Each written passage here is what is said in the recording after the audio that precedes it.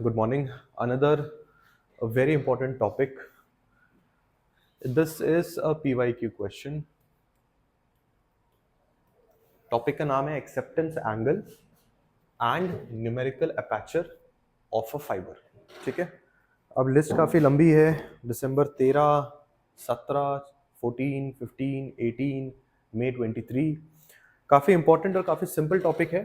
Basic से इसको understand करेंगे and will try to do one numerical also on this. ठीक है. सबसे पहले हमें अंडरस्टैंड करना पड़ेगा कि आपका जो फाइबर है जिसके बारे में इस क्वेश्चन में वो बात कर रहा है, that is your optical fibre, उसका स्ट्रक्चर कैसा होता है. So your optical fibre basically has a 2 layer का स्ट्रक्चर, जिसमें जो उसकी टॉप लेयर जाती है और उसके अंदर एक बॉटम लेयर जो जाती है, उनमें फर्क होता है. ठीक है. किस चीज का फर्क होता है उसको हम अंडरस्टैंड करेंगे. जो आपको टॉप लेयर दिख रही है उसका नाम होता है cladding. This layer it's called as cladding.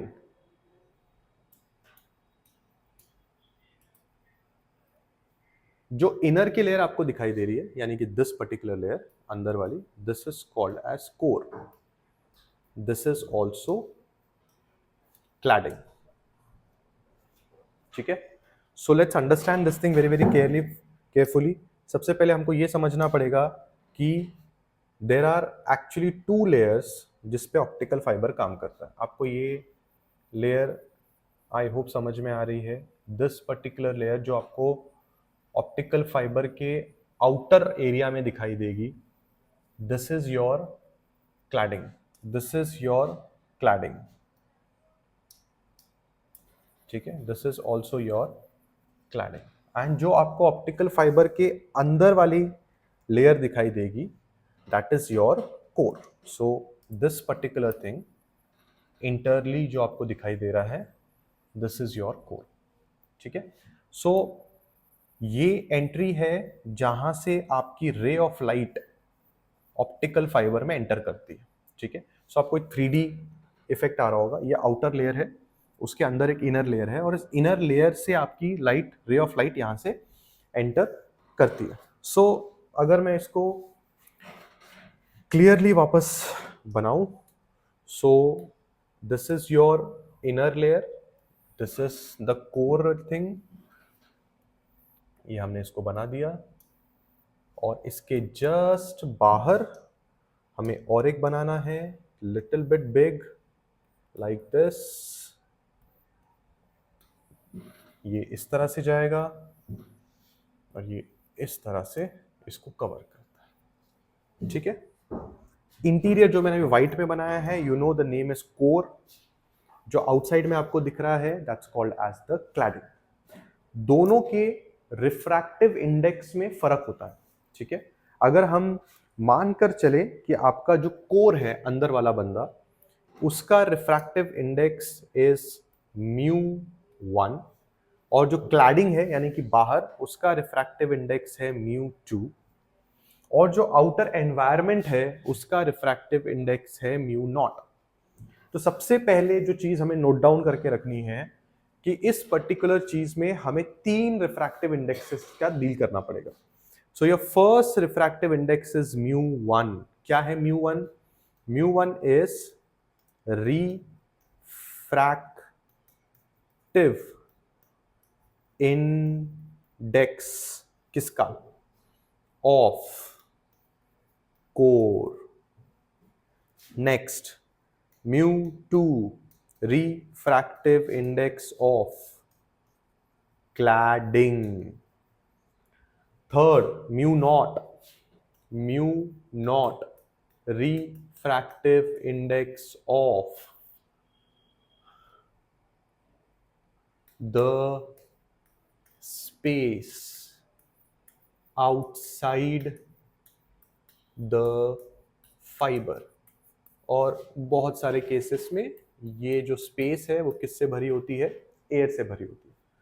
So please remember these 3 types of refractive indices जो हम इस पर्टिकुलर टॉपिक में बात करेंगे. सो अभी तक से हमने चर्चा क्या की है? अभी तक से हमने चर्चा की हुई है कि हमारे पास ऑप्टिकल फाइबर का स्ट्रक्चर किस तरह से दिख रहा है. एक पाइप है, पाइप का इनर पार्ट और द पाइप का आउटर पार्ट, दोनों अलग अलग चीज है. The inner part is called as a core, the outer part is called as the cladding.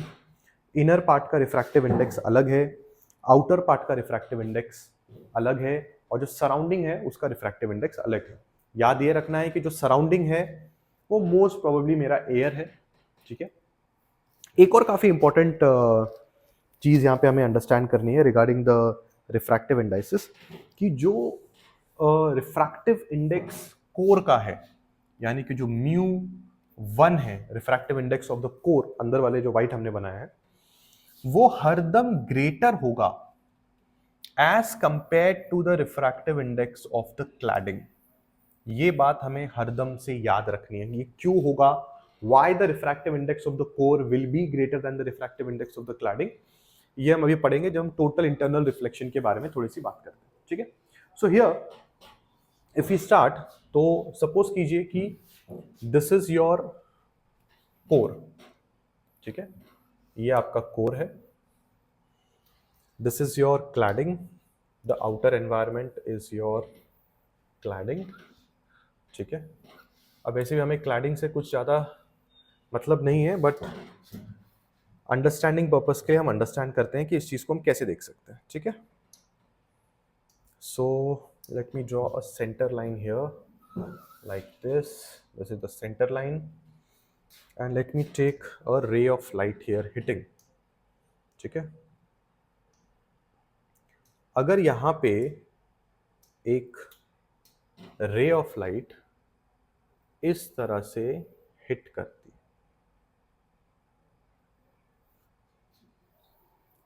ये क्या है जो मैंने बनाया है? This is a ray of light.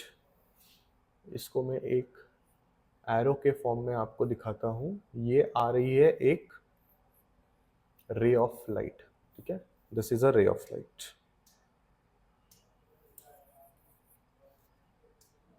अब इस रे ऑफ लाइट को हम बोलेंगे आई आर.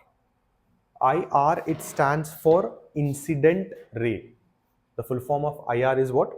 Incident ray. अब आप देख सकते हैं इंसिडेंट रे हिट कर रही है आपके सेंटर लाइन को एट एन एंगल. अब इस एंगल को जो उन्होंने नाम दिया हुआ है, इस एंगल को उन्होंने नाम दिया हुआ है थीटा नॉट. ठीक है, कोई बात नहीं. टेक्स्ट बुक ने जो नाम दिया हमने वही बात ले लिया. ठीक है. अब ये इंसिडेंट रे जब यहां पे हिट करेगी, अब यहां पे इंसिडेंट रे हिट करने के बाद that incident ray will go up like this. यहां से यहां पे गई और फिर वो इंसिडेंट रे इस एरिया को हिट करके वापस अंदर आ जाती है. Please understand that zigzag format. ये वापस इस तरह से, ये वापस इस तरह से, ये वापस रे ऑफ लाइट ऐसा जाएगा and then it will surely come out like this. The ray that is coming, it is hitting the entry point of the core. उसके बाद वो कोर के अंदर जाती है, कोर की बाउंड्री को हिट करती है, वापस अंदर की तरफ रिफ्लेक्ट करती है. This phenomena is called as total internal reflection. ये इसीलिए हो पा रहा है क्योंकि जो कोर का रिफ्रैक्टिव इंडेक्स है और जो ऊपर वाले बंदे का रिफ्रैक्टिव इंडेक्स है उसमें फर्क है. हमने क्या सीखा था अभी थोड़ी देर पहले? जो कोर का रिफ्रैक्टिव इंडेक्स है μ1 is greater than the refractive index of cladding. मतलब इस पार्ट का refractive index is more and the upper part का refractive index is less. So कभी भी अगर कोई लाइट एक हायर रिफ्रैक्टिव इंडेक्स को हिट कर कर लोअर में जाने की कोशिश करती है तो टोटल इंटरनल रिफ्लेक्शन का फिनोमेना हो सकता है. ठीक है. सो टोटल इंटरनल रिफ्लेक्शन का जो फिनोमेना है वो तभी होता है जब light travels from a denser medium to a rarer medium. Denser medium मतलब जिसका रिफ्रैक्टिव इंडेक्स हाई होगा वो डेंसर है. लोअर मीडियम मतलब रेयरर मीडियम मतलब जिसका रिफ्रैक्टिव इंडेक्स कम है उसका हम उसको रेयरर मीडियम बोलते हैं.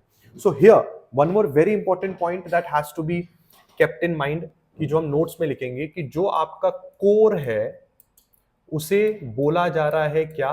उसे बोला जा रहा है एक तरह से डेंसर मीडियम, और जो आपका क्लैडिंग है उसे बोला जा रहा है क्या? Rarer medium. ठीक है। कोर का रिफ्रैक्टिव इंडेक्स है μ1, इसका रिफ्रैक्टिव इंडेक्स है μ2, और हम साफ साफ कह रहे हैं कि μ1 इज ग्रेटर देन μ2, यानी कि कोर का रिफ्रैक्टिव इंडेक्स, क्योंकि वो डेंसर मीडियम है, ज्यादा है एज कंपेयर टू क्लैडिंग का रिफ्रैक्टिव इंडेक्स। और इसी कंडीशन की वजह से टोटल इंटरनल रिफ्लेक्शन नाम का फिनोमेना हुआ जा रहा है, जो कि आपको यहां पे दिखाई दे रहा है। Light comes, hits the core, doesn't go out in the cladding, वो क्लैडिंग में नहीं जा रहा है, वापस अंदर आ रहा है, हिट्स द कोर, वापस अंदर, मतलब जो लाइट है वो कोर में ही सीमित है। अप एंड डाउन जो मोशन आप जिगजैग देख रहे हो वो कोर में ही हो रहा है, लाइट कोर से बाहर नहीं जा पा रही है। अब यहां पे जो सबसे इंपॉर्टेंट पॉइंट हमें नोटिस करना है वो ये है कि एक पर्टिकुलर एंगल पे आपकी इंसिडेंट रे हिट करनी चाहिए इनिशियली, तभी जाकर ये जो जिगजैग मोशन है, यानी कि लाइट जो है वो कोर ही कोर के अंदर रहेगी, अगर आपने ये एक इंसिडेंट एंगल जो आपने है थीटा नॉट उसको मेंटेन किया। अब इन्होंने क्या किया, इन्होंने बोला कि आप एक काम करिए, आप इसके बाहर एक इस तरह का एक जगह बनाइए, और समझिए हमने यहां से भी एक रे ऑफ लाइट हमने यहां पे दिखा दी। This angle can also be called as theta naught. So अभी ऊपर का एंगल भी थीटा नॉट, नीचे का एंगल भी थीटा नॉट, और यहां पे आपको रफली एक कोन टाइप स्ट्रक्चर दिखाई दे रहा होगा। ये इंसिडेंट रे है, this is also incident ray, ये दोनों इंसिडेंट रे है, ठीक है। और यहां पे मैंने जस्ट एक सर्कल बना दिया, ये कोई लेंस वगैरह नहीं है, जस्ट एक सर्कल बनाया ताकि आपको एक कोन टाइप स्ट्रक्चर दिखाई दे। अगर कोई भी इंसिडेंट रे इस रे और इसके बीच में से आके हिट करती है यहां पे इस पर्टिकुलर जगह में, यानी कि any incident ray which lies inside this cone will go under total internal reflection. Total internal reflection का मतलब क्या है, ये जो जिगजैग मोशन आपको दिखाई दे रहा है, ये होगा तभी होगा जब वो रे ऑफ लाइट इन दोनों चीजों के बीच में से जा रही है, मतलब इस कोन के बीच में से जा रही है। इसलिए इस कोन का जो नाम पड़ा वो पड़ा एक्सेप्टेंस कोन, इस एंगल का नाम पड़ा एक्सेप्टेंस एंगल, मतलब ये जो थीटा नॉट है इसका नाम क्या है, acceptance angle. Why it is being called as acceptance angle? Because ये एंगल एक्सेप्ट करता है कि अगर तुम इस पर्टिकुलर एंगल पे या इस कोन के अंदर, एक्सेप्टेंस कोन के अंदर अगर हिट किए, तुम्हें एक्सेप्ट किया जाएगा और तुम टोटल इंटरनल रिफ्लेक्शन कर सकते हो। अगर तुमने इसके बाहर जाकर अगर रे ऑफ लाइट या एंगल के साथ खिलवाड़ की तो तुम्हें एक्सेप्ट नहीं किया जाएगा और तुम टोटल इंटरनल रिफ्लेक्शन नहीं कर पाओगे। So it is very important for everyone to understand that there is an angle called as theta naught, जो कि एक्सेप्टेंस एंगल है।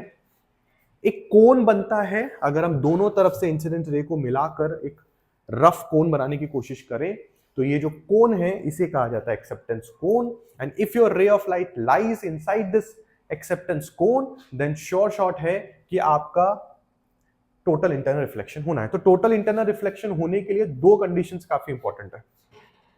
सबसे पहले तो कंडीशन ये है कि आपका जो रिफ्रैक्टिव इंडेक्स है कोर का और क्लैडिंग का, इसमें थोड़ा बहुत फर्क होना चाहिए। सेकेंड कंडीशन मैंने आपको बता दिया, आपका जो एक्सेप्टेंस कोन है उसको आपको ध्यान रखना पड़ेगा, और आपका जो एंगल जाता है वो जाता है theta naught, that is your acceptance angle, उसका आपको यहां पे ध्यान रखना पड़ेगा। सो जो पूरी स्टोरी है वो घूमती है इसी थीटा नॉट के आजू बाजू, जिसे हम कहते हैं क्या, एक्सेप्टेंस एंगल। सो ये जो थीटा नॉट आपने यहां पे बनाया हुआ है, इसी थीटा नॉट को अभी हमें डिराइव करना। अगर हम इस थीटा नॉट को अभी डिराइव करेंगे तो हमें पता चलेगा कि ये थीटा नॉट भी जो है वो एक्चुअली डिपेंड करता है इन्हीं दोनों के ऊपर। दो कंडीशंस जो हमने लिखी है, refractive index and theta naught का जो फाइनल फॉर्मूला आता है इन दोनों पे डिपेंड करता है। अभी डिराइव करेंगे, हम देखेंगे। Let's do a quick revision जो हमने अभी बात की। सबसे पहले हमने इनिशियली टॉपिक का नाम देखा था। टॉपिक का नाम है एक्सेप्टेंस एंगल। मैंने बताया एक्सेप्टेंस एंगल क्या है। न्यूमेरिकल अपर्चर पे अभी मैं आया नहीं हूं, I come on to numerical aperture. PYQ का क्वेश्चन है, inside is the core, outside is the cladding, there is the environment. Core का रिफ्रैक्टिव इंडेक्स μ1, क्लैडिंग का रिफ्रैक्टिव इंडेक्स μ2, कोर का रिफ्रैक्टिव इंडेक्स क्लैडिंग के रिफ्रैक्टिव इंडेक्स से हर दम ज्यादा होगा। टोटल इंटरनल रिफ्लेक्शन करने के लिए ये कंडीशन अनिवार्य है। बाहर का रिफ्रैक्टिव इंडेक्स इज μ0, बाहर मतलब हवा जो इस ऑप्टिकल फाइबर के बाहर आपको नजर आ रही है। टोटल कितने रिफ्रैक्टिव इंडेक्स के बारे में चर्चा हो रही है? 3, कोर के, क्लैडिंग के, एयर के। किस फिनोमेना के बारे में ऑप्टिकल फाइबर में पढ़ा जा रहा है? Total internal reflection. Total internal reflection करने के लिए लाइट को एक पर्टिकुलर एंगल में आकर हिट करना पड़ेगा। सो लाइट अगर इस पर्टिकुलर एंगल में आकर हिट कर रही है, सो वो जो एंगल है जिसमें लाइट हिट कर रही है that's called as an acceptance angle. उस एक्सेप्टेंस एंगल्स पे अगर लाइट हिट करती है तो परफेक्टली टोटल इंटरनल रिफ्लेक्शन कर कर लाइट ऑप्टिकल फाइबर से बाहर चली जाएगी। उधर से आने वाली लाइट, इधर से आने वाली लाइट, वैसे लाइट एक ही टाइम पे एक जगह से आएगी, बस हमने दिखाने के लिए बोला अगर वहां से आती है और यहां से आती है और एक रफली गोला बना दिया तो एक कोन बन जाता है। That's called as an acceptance cone. Acceptance cone के अंदर रहने वाली सारी लाइटें, मतलब कोई भी लाइट जो एक्सेप्टेंस कोन के अंदर आकर यहां पे इस तरह से हिट करेगी, वो सारी की सारी rays of light total internal reflection करने के लिए मानी जाएंगे। एक्सेप्टेंस कोन के बाहर अगर जाके आप हिट करोगे, यानी कि कोई लाइट अगर इधर से ऐसे आ रही है ये लाइट, तो इसके चांसेस टोटल इंटरनल रिफ्लेक्शन करने के काफी कम हो जाएंगे। हो सकता है कि टोटल इंटरनल रिफ्लेक्शन वो कर भी ना पाए। ठीक है। एंड दो कंडीशंस जो हमने बात की, μ1 यानी कि refractive index of core should be greater than the refractive index of the cladding, and acceptance cones और थीटा नॉट के बारे में हमने चर्चा की। अब हमारा लास्ट जो हमारा मोटिव है वो है कि हम डिराइव करें थीटा का वैल्यू क्या होगा। Let's derive that. उसके पहले हमें अंडरस्टैंड करना पड़ेगा एक law that's called as the Snell's law. उस स्नेल्स लॉ को मैं आपको अंडरस्टैंड करवाऊंगा थ्रू दिस ओनली, क्योंकि स्नेल्स लॉ का जो यूज है वो अभी यहां पर होने वाला है। ठीक है। ये वो लाइन है ऑप्टिकल फाइबर के सेंटर में, जो कोर के सेंटर में हमने लाइन बनाई थी। This is that line. And suppose कीजिए कि this is the entry point. ठीक है। इन शॉर्ट यहां पे आपका कोर आएगा। ठीक है। So I will make the core यहां पे ऐसे,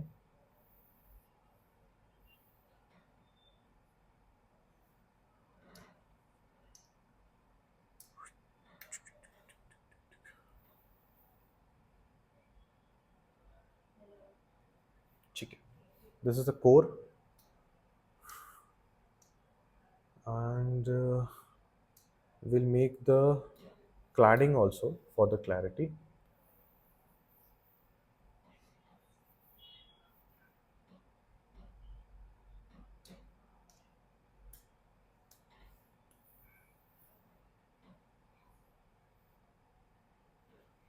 This looks perfect. ठीक है। सपोज कीजिए एक इंसिडेंट रे आपके पास अभी आ रही है। ठीक है।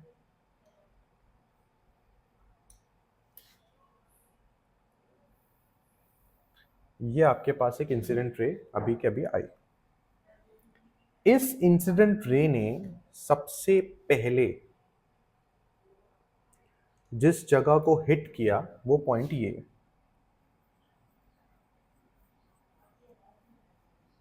ये जो लाइट आ रही है हमने पहले ही बता दिया है, इस लाइट का नाम है इंसिडेंट रे, आने वाली लाइट। अब ये जो लाइट है, ये लाइट अब अंदर की तरफ जाएगी। अंदर जाएगी मतलब ये आपका क्लैडिंग का जगह है और ये आपका कोर का जगह है। ठीक है। This light will go inside the core. Light बाहर से आ रही है, बाहर का रिफ्रैक्टिव इंडेक्स इज μ0। लाइट अंदर जा रही है कोर में, तो लाइट जब अंदर जाएगी कोर में तो वो थोड़ा सा बेंड होके जाएगी। It will not go exactly the straight like this, थोड़ा उसको बेंड होना पड़ेगा। सो हम ऐसा मान के चल रहे हैं कि आपकी जो लाइट अंदर जा रही है that is bending a little bit, so वो थोड़ा बेंड होकर ऐसे यहां तक जा रही है। लाइट जो जानी चाहिए ऑरेंज कलर की सीधी जानी चाहिए, थोड़ा आपको बेंडिंग मैंने दिखाया है। This particular light is called as R, full form is refracted ray. Incident ray, refracted ray. Done. Angle marking थोड़ी देख लेते हैं. अगर हम एंगल मार्किंग में जाएंगे तो हमने पढ़ा ये है कि ये जो एंगल आपको दिख रहा है, दिस पर्टिकुलर एंगल, इसे हमें मार्क करना है एज थीटा नॉट, राइट.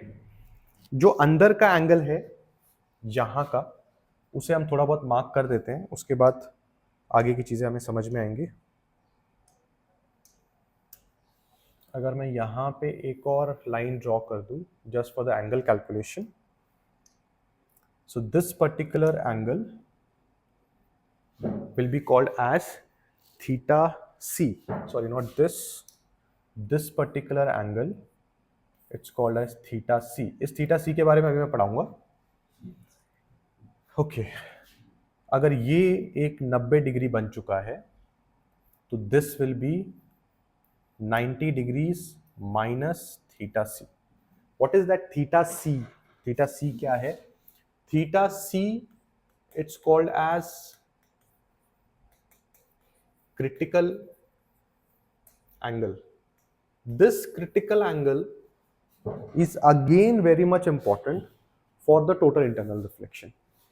अगर कोई ray of light इस critical angle के हिसाब से हिट कर रही है तो ही वो total internal reflection कर सकती है.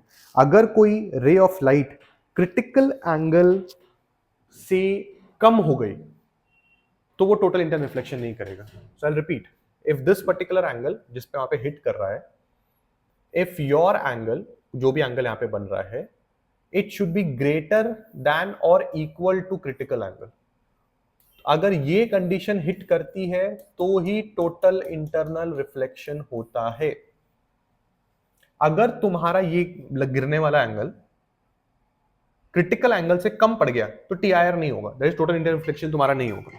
ठीक है. So you have to remember this thing that जो भी क्रिटिकल एंगल आपको यहां पे दिखाई दे रहा है, वो क्रिटिकल एंगल पे अगर लाइट हिट करती है, मैंने यहाँ पे इक्वल टू साइन भी लिखा हुआ है, तो क्रिटिकल एंगल पे जब लाइट हिट करती है, जैसे अभी हमने मान लिया कि ये थीटा क्रिटिकल एंगल है, तो आपका रे ऑफ लाइट क्रिटिकल एंगल पे ऐसे जाता है, सीधा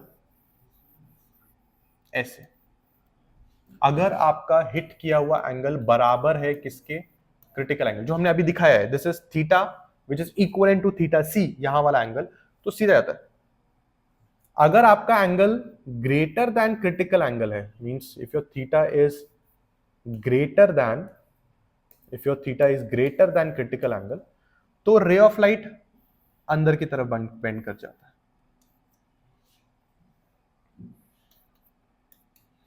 अगर तुम्हारा angle less than critical angle है तो रे ऑफ लाइट सीधा चला जाएगा. सो आपको दो केसेस तो मेंटेन करने पड़ेंगे. एक तो क्या है, जिस एंगल पे ये अंदर आके हिट कर रहा है, रिफ्रैक्टेड रे अंदर आके हिट कर रहा है, वो एंगल क्रिटिकल एंगल से या तो ज्यादा होना चाहिए या तो क्रिटिकल एंगल के बराबर होना चाहिए. बराबर हुआ तो सीधा, ज्यादा हुआ तो अंदर. तुम्हें एक्चुअली ज्यादा ही चाहिए, इसलिए condition is basically this one, ताकि वो अंदर आए, और अंदर आने को ही हम टोटल इंटरनल रिफ्लेक्शन कहते हैं, right. So here let us see the connection. अभी थोड़ी देर पहले तुमने एक्सेप्टेंस एंगल पढ़ा कि यार एंट्री पे जो रे ऑफ लाइट आ रही है वो एक्सेप्टेंस एंगल पे हिट करनी चाहिए. क्यों पढ़ा? क्योंकि एक्सेप्टेंस एंगल का लेना देना सीधा सीधा क्रिटिकल एंगल के साथ है. एक्सेप्टेंस एंगल अगर बराबर होगा, एंट्री पॉइंट पे जो हमने हिट किया हुआ एंगल है वो अगर बराबर होगा, तो ऑटोमेटिकली आपका अंदर का जो angle that is critical angle वो भी बराबर होगा. तो अभी जो हमने स्टोरी पढ़ी कि मेरा एक्सेप्टेंस कोन होना चाहिए, कोन के अंदर की रे ऑफ लाइट आएगी तो ही टोटल इंटरनल रिफ्लेक्शन होगा, उसमें छोटा सा एक पॉइंट अब वापस ऐड हुआ है कि एक्सेप्टेंस एंगल अगर बढ़िया है तो क्रिटिकल एंगल वाली कंडीशन भी अच्छी तरह से सेटिस्फाई होती है और परफेक्टली टोटल इंटरनल रिफ्लेक्शन होता है. So this particular thing again you have to keep in mind that you have to take the acceptance angle and the critical angle both into the consideration.